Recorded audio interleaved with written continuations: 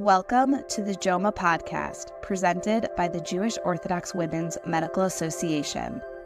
Every week, hear from expert medical professionals as they share up-to-date insights on health topics to help you live your best life physically, mentally, and emotionally. Join us as we navigate the ever-changing landscape of healthcare and strive to improve the health of the Orthodox Jewish community. Welcome to the JOMA podcast. I'm your host, Jenny Berkovich, board-certified pediatrician and director of education for JOMA. My guest today is the wonderful and inspirational Orly Fuerst. You may have read about Orly on all the various articles and platforms that have covered her journey, including ACE.com. Orly is a mother of 6, a runner and teacher. Being a mommy was her whole world until July 2022 when she was diagnosed with stage 4 colorectal cancer. At that point, it had metastasized to her liver, lungs, and lymph nodes. At that time, she was given a maximum of 6 to 9 months to live. According to Orly, her immediate reaction was, "Oh no, that won't work. I already paid for a race 10 months away." Can you imagine? And at that moment, she also unfortunately became a cancer patient. So she is still in treatment, still on chemo and occasional radiation. Orly says some days it works, some days not so much. She's committed to getting the word out on how important exercise is. And according to her, not to overlook this, but I am running a 10K for colon cancer awareness in November and a half marathon in January. So please join me for this really incredible and a pretty inspirational conversation with Orly Fuerst. Hi, Orly. Welcome. Thank you for having me. So we were actually just chatting before the formal recording started that you're in Houston now, but you were not born in Texas. You're not originally from Texas. Tell me a little bit about how you actually ended up in Houston.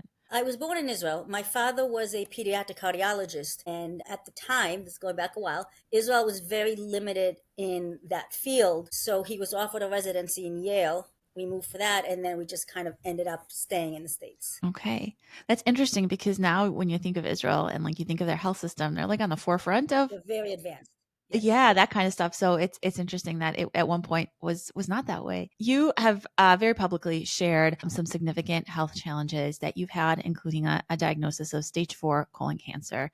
So I would love to hear a little bit about how that sort of life event shaped how you are like motivating yourself and how you're staying active, because I think that it's very unusual. I have 6 kids. I started running after my 6th was born. So I've been running for a long time. And actually in the hospital, the doctors call me the runner. And I think from what they've been telling me that the running actually helped the chemo be successful. And when I was first diagnosed, I was given 6 to 9 months to live. Some of the doctors actually believe that being active is a significant part of that not happening. And I'm a big proponent of women and movement, because I think not really especially, but some women have so much on their plate that exercise kind of gets pushed back. And I think it needs to be so much a priority, and it's hard, but I think we kind of need to shift our mindset to make that important. Were you active before you were diagnosed with cancer? Yes, I was active. I've been a runner close to 20 years. Oh, so you mentioned you were running after your 6th child was born. And so when you were diagnosed, would you say you were like movement was already a big part of your life? Being active was a big part of your life, or did it shift that way while you were getting treated? Running was always a part of my life. I had to wear a chemo pump for a year. So I wasn't able to run outside the house. So I would flip the chemo pump onto the treadmill and just run on the treadmills. It actually is, I think it's very important for me now since I was diagnosed, because it gives me something to concentrate and to be frustrated with and to work with that has nothing to do with cancer. I had a guest on the show a couple of months ago, Dr. Amy Commander. She's a breast oncologist in Harvard. And we talked she's also a runner, and she talked a lot about how in her field of breast cancer, there's a lot of research on the value of movement and how it does improve prognosis in certain aspects of cancer when coupled with traditional therapies. And one of the things I asked her was, how can you tell someone who's undergoing chemo or who received a diagnosis that by itself is very like exhausting, like cancer makes you tired by definition. How can you tell someone like that to like get on the treadmill? So I would love to hear just kind of how you got over those sort of insurmountable barriers. You talk about flipping your chemo pump over your treadmill. It's hard to imagine. I think honestly, it gave me something to concentrate on that wasn't cancer related. And that was really important, because your whole life becomes cancer, and your whole life is organized by what treatment are you on and what doctor's appointment are you on, when you wear the chemo pump and when you take the chemo pills and when you have to go for infusion. So this was something that I could struggle with because it doesn't come naturally to me, and it wasn't part of cancer. Is there any advice that you would give to either someone who's facing a challenge, or if someone in their life is facing a challenge, about concrete ways that they can develop this like mindset of being resilient and this mindset of continuing to keep going despite a really large challenge? So I'm not sure if this is exactly going to answer it, but I think, especially if it's a medical challenge, on one hand, you have to listen to your doctors 100%. On the other hand, you have to listen to yourself 100%. I think I told you that I was given in the beginning 6 to 9 months, and my kids are very upset about that because had I listened to that, I think my mindset would have been so down that I may not have had the urge to do what needs to be done and to be able to.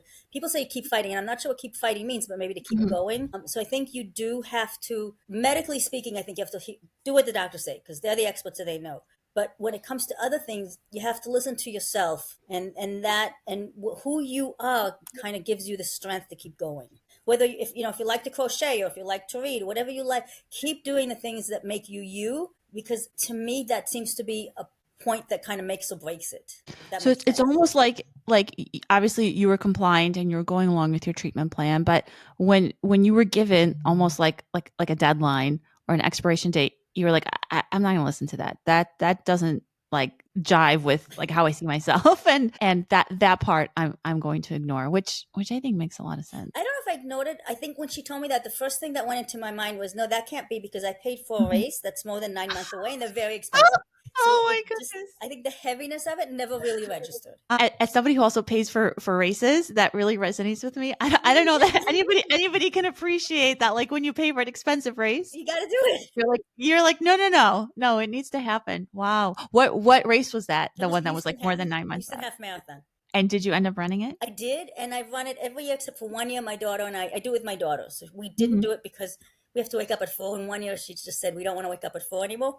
This year I'm doing it again. Wow, that's amazing. Super inspiring. If you don't mind, you mentioned that at your recent, your most recent care team, once they switched over and you were assigned a new team, you weren't like jiving so much with your doctor. You don't have to go so much into detail, but like what specifically about that interaction, The one that I left, the doctor that I left. Yeah, the one that you left. So I'm thinking again from the perspective of someone listening that is a healthcare provider. What types of things were going on that like it wasn't, you recognized it was not going to be a productive relationship? I'm going to change a little bit. The doctor I have now will always listens very much. And in fact, I'm having a surgery in a couple of weeks that she was talking about, well, we're kind of at a standstill. And my husband said, well, I read about the surgery. And she said, let me look into it. And I'm actually having the surgery. The doctor that I left, in contrast, would come in very doctorish and say what he had to say and then leave. And it seemed like I was a number.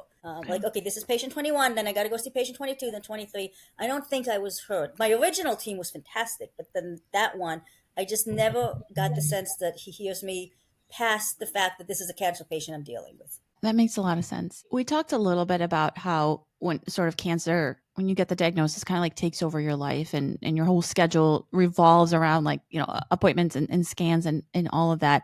At the same time, obviously you were running, but you also had other things going on. You were working, you had a family. How was all of that sort of like being balanced? Actually, I think the fact that I had other things made it easier to deal with the cancer because the cancer was one part, but it never became me. I'm a cancer patient and so much of what I do has to do with cancer. I still don't see myself at the same time as a cancer patient because I have everything else. Do you feel like having had cancer and having gone through this whole ordeal, has it changed your perspective either on parenting, your work, your writing, your running? I don't know if it changed it. I'm still going through it. So I think it reinforced the things that are important. Again, my family's been amazing. My work has never, I'm a teacher, so we have 10 days off a year allotted. I went way past that.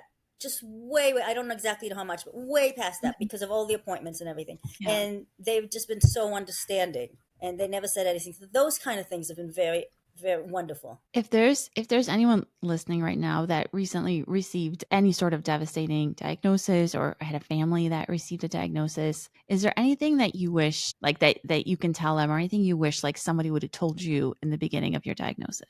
First of all, I'd say take a few days to cry because it's going to hurt. But then when you're done with that, you kind of have to move past that and say, okay, this is what I got to do. And this is what can be put on hold, and separate your life into sections and then handle the sections. I think in the beginning, first of all, in the first few months of diagnosis, thank God I was diagnosed in the summer because every single day was a different appointment. I had to meet all the specialists and everybody, and it becomes very overwhelming. And I think it's hard not to let it be overwhelming. But like, I wish somebody would have told me, okay, this is one part of cancer. There'll be others. Do what you have to do, but don't let it become everything, because it very easily could. Are there any like services or support networks or organizations that you became connected to that you realize now it exists to support this process? I haven't seen that many for colon cancer. Many of them are for breast cancer.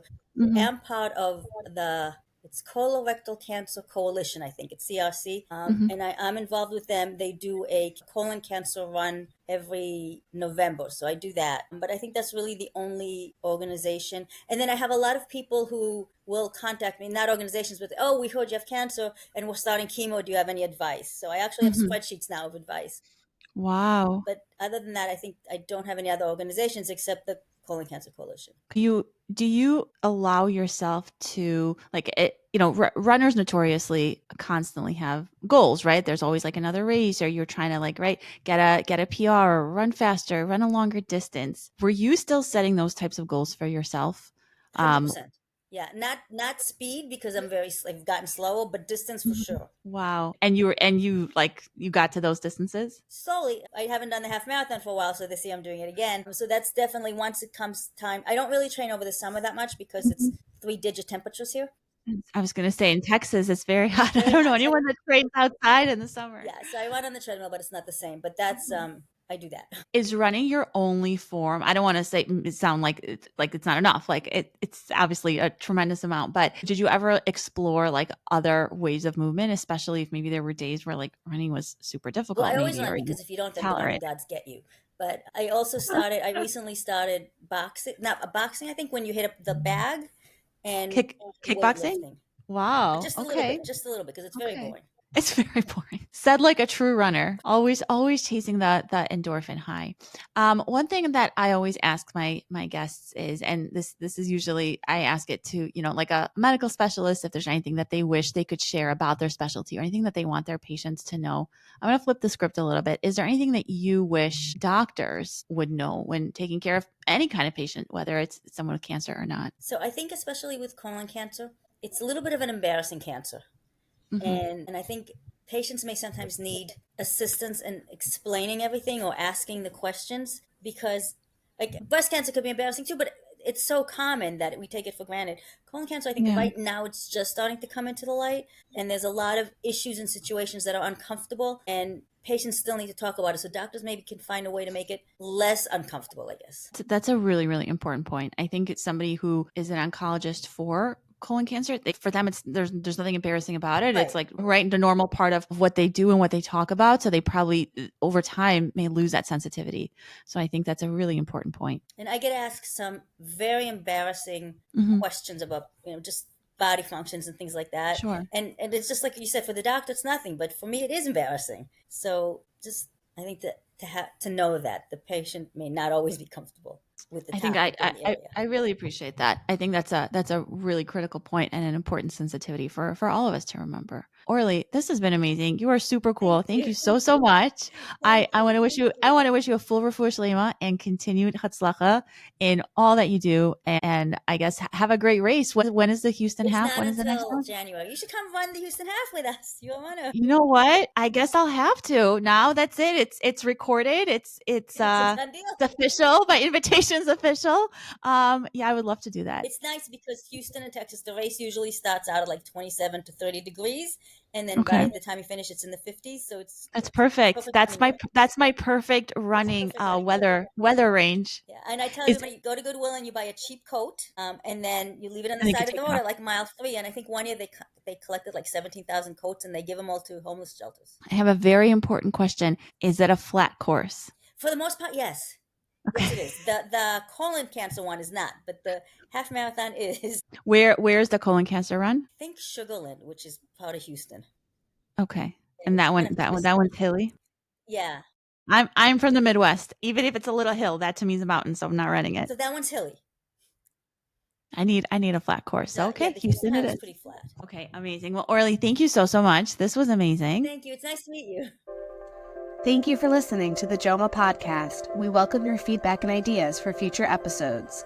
Send us an email at health@joma.org. Don't forget to subscribe, rate, and review us on your favorite podcast platform.